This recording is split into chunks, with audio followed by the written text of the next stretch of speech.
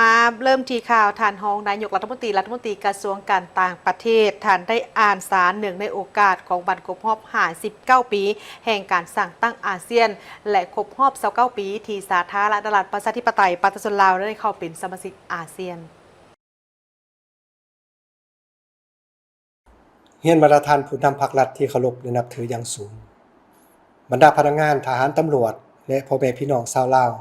ที่นับถือและรักแพงทั้งหลายเนื่องในโอกาสครบรอบ59 ปีวันสร้างตั้งสมาคมบรรดาประชาชาติอาเซียนตะวันออกเฉียงใต้หรืออาเซียนที่8สิงหา1967และครบรอบ29 ปีที่สปป.ลาวเข้าเป็นสมาชิกอาเซียนวันที่23 กรกฎาคม1997ข้าพเจ้าขอตั้งหน้ารัฐบาลแห่งสปป.ลาวแสดงความยุยามถามข่าวอันอบอุ่นมายังบรรดาท่านผู้นำภาครัฐพนักงานทหารตำรวจและพี่น้องชาวลาวทุกทวนหน้าทั้งภายในและต่างประเทศที่ร่วมปฏิบัติหน้าที่และดำรงชีวิตอยู่สปป.ลาวและได้ประกอบส่วนอย่างตั้งหน้า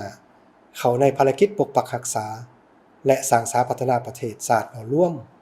เว้าเฉพาะก็แม่นการประกอบส่วนเข้าในการเคลื่อนไหวเวียกงานอาเซียนตลอดระยะผ่านมาบรรดาท่านและพ่อแม่พี่น้องที่รักแพงทั้งหลายอาเซียนเป็นองค์การจัดตั้งภาคพื้นระหว่างรัฐบาลที่มีความหลากหลายแต่มีเป้าหมายร่วมเดียวกันคือการปกปักรักษาและส่งเสริมสันติภาพเสถียรภาพและการร่วมมือเพื่อความสมบูรณ์ผลสุขคือดังที่พวกเราได้รับทราบกันแล้วว่าตลอดระยะ59 ปีผ่านมาอาเซียนได้มีวิวัฒนาการสอดคล้องกับสภาพภาคพื้นและสากลในแต่ละระยะและก็ได้เติบใหญ่ขยายตัว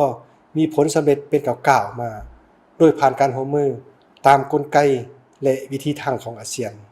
ซึ่งได้รับการพิสูจน์แล้วว่าเป็นวิธีทางการร่วมมือที่สอดคล้องกับจุดพิเศษของภาคพื้นอาเซียนตะวันออกเฉียงใต้ที่มีเอกลักษณ์เฉพาะและมีความหลากหลายทางด้านวัฒนธรรมอีกของประเพณีระบบการเมืองและด้านอื่นๆอาเซียนเป็นคู่เขตหนึ่งที่มีสันติภาพและเสถียรภาพมายาวนานมีการร่วมมือและเชื่อมโยงทางด้านเศรษฐกิจของภาคพื้นและสากลเป็นก้าวๆอันได้ประกอบส่วนเข้าในการปรับปรุงชีวิตการเป็นอยู่ของประชาชนอาเซียนให้นับมือนับดีขึ้นพร้อมนี้ผลสำเร็จของอาเซียนแม่นเป็นที่รับรู้อย่างกว้างขวางจากสากลโดยเฉพาะแม่นความเป็นแกนกลางบทบาทการนำพาและความเป็นเอกฉันท์ของอาเซียน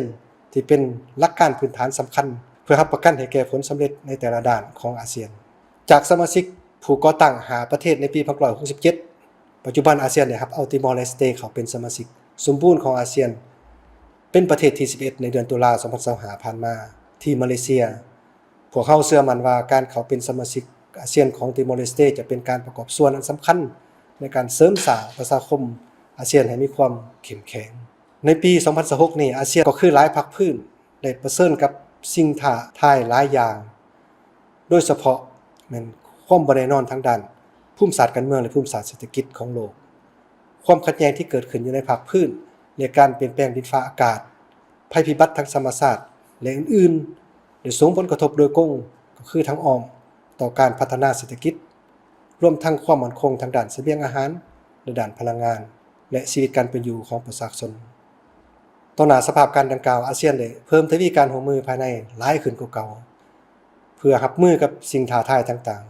ๆโดยการเสริมขยายการค้าการลงทุนภายในอาเซียนและกับคู่ร่วมมือที่มีท่าแห้งโดยเฉพาะทางด้านของเขตความมั่นคงทางด้านพลังงานภายใต้ขอบสัญญาว่าด้วยความมั่นคงทางด้านน้ำมันเสือไฟอาเซียนและเครือข่ายพลังงานอาเซียนปีนี้ยังเป็นปีที่มีความหมายสำคัญเพราะเป็นปีทำอิฐของการเริ่มจัดตั้งปฏิบัติวิสัยทัศน์ประชาคมอาเซียน2045รวมทั้งแผนยุทธศาสตร์ของ3เสาค้ำประชาคมอาเซียนและแผนยุทธศาสตร์การเชื่อมจอดอาเซียนพร้อมทั้งเป็นปีครบรอบ50 ปีของสนธิสัญญามัลติคิดในการร่วมมือในอาเซียนตะวันออกเฉียงใต้หรือพวกเราเอิ้นว่า TAC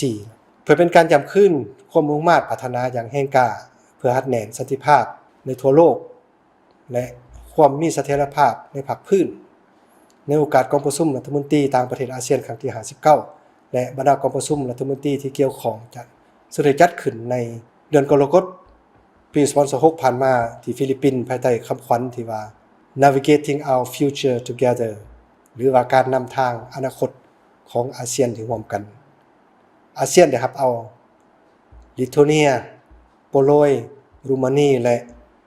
สวีเดนเขาเป็นภาคีของสนธิสัญญาดังกล่าวเฮ็ดให้จำนวนภาคีสนธิสัญญาไมตรีจิตและการร่วมมือในอาเซียนตะวันออกเฉียงใต้เพิ่มขึ้นเป็น62ภาคีจากภาคพื้นต่างๆอยู่ในทั่วโลกการร่วมมือระหว่างอาเซียนกับคู่ร่วมมือภายนอกภายใต้กลไกการร่วมมือที่อาเซียนสร้างตั้งขึ้นและอาเซียนเป็นแกนกลางและเป็นผู้นำพาก็ได้รับการขยายตัวเป็นก้าวๆมาโดยได้ขยายการเป็นคู่ร่วมเจรจากวมเอาบรรดาประเทศใหญ่ในโลกและได้สร้างหลายรูปแบบการร่วมมือกับภายนอกตามท่าแห่งและความเหมาะสมกับสภาพการตัวจริงปีนี้อาเซียนได้เห็นดีรับเอาตุรกีเป็นคู่เจรจาอาเซียนเป็นอันดับที่12ได้รับเอาเดนมาร์กเยอรมันและกาตาร์เป็นคู่ร่วมขบวนการของอาเซียนและได้รับเอาอังกฤษ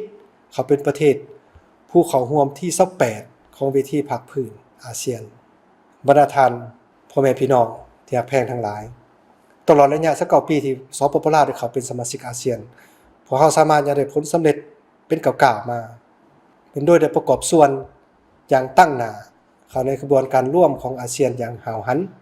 และเต็มส่วนและด้วยความรับผิดชอบสูงซึ่งได้รับผลประโยชน์หลายด้านศรีลังกาได้ประกอบส่วนสำคัญเข้าในการพัฒนาเศรษฐกิจสังคมของสปปลาวโดยยกสูงฐานะบทบาทของสปปลาวให้พ้นเด่นขึ้นในเวทีภาคพื้นและสากลสปปลาวก็สืบต่อได้รับความไว้เนื้อเชื่อใจและการสนับสนุนช่วยเหลือจากประเทศสมาชิกอาเซียนด้วยกันก็คือประเทศคู่เจรจาและคู่ร่วมมือภายนอกอาเซียนทั้งในขอบ2ฝ่ายและหลายฝ่ายนอกนี้เห็นว่าผ่านการเคลื่อนไหวตัวจริงในทุกขงเขตทรัพยากรมนุษย์ของพวกเราก็ได้รับการพัฒนาขึ้นเรื่อยๆการค้าการลงทุนและการเชื่อมโยงเชื่อมจอดภาคพื้นก็ได้รับการปรับปรุงและขยายตัวให้มีความสะดวกและหันเป็นทันสมัยเทื่อละก้าวศรีลังกายังได้ช่วยให้สปปลาวเสริมขยายความเข้มแข็งในการเชื่อมต่อพื้นฐานของรางต่างๆเช่นทางรถไฟทางหลวงและทางบกซึ่งมีความสำคัญอย่างยิ่งในการหันสปปลาวจากประเทศที่บ่มีชายแดนติดจอดกับทะเลกลายเป็นประเทศเชื่อมโยงเชื่อมจอดของภาคพื้นและสากลข้าพเจ้าตีราคาว่านี่แม่นมากผลอันเป็นรูปธรรมของการดำเนินนโยบายการต่างประเทศสันติภาพเอกราชมิตรภาพในการร่วมมือก็คือการเคลื่อนไหวเวียกงานการต่างประเทศที่หาวหันและเป็นเจ้าการของบรรดากระทรวงแขนงการท้องถิ่นในภาคส่วนต่างๆทั้งในขันธ์ศูนย์กลางในท้องถิ่นปัจจุบันถึงว่าภายในอาเซียนยังมีความท้าทายหลายประการแต่อาเซียนยังสืบต่อยึดมั่นในบรรดาหลักการพื้นฐานของตนการร่วมมือหลายฝ่ายการปรึกษาหารือการเจรจาการผ่อนสันผ่อนยาวและการทูตเพื่อเป็นการส่งเสริมความไว้เนื้อเชื่อใจฮัดแน่นความสามัคคีและร่วมมือกันเพื่อการพัฒนาของภาคพื้น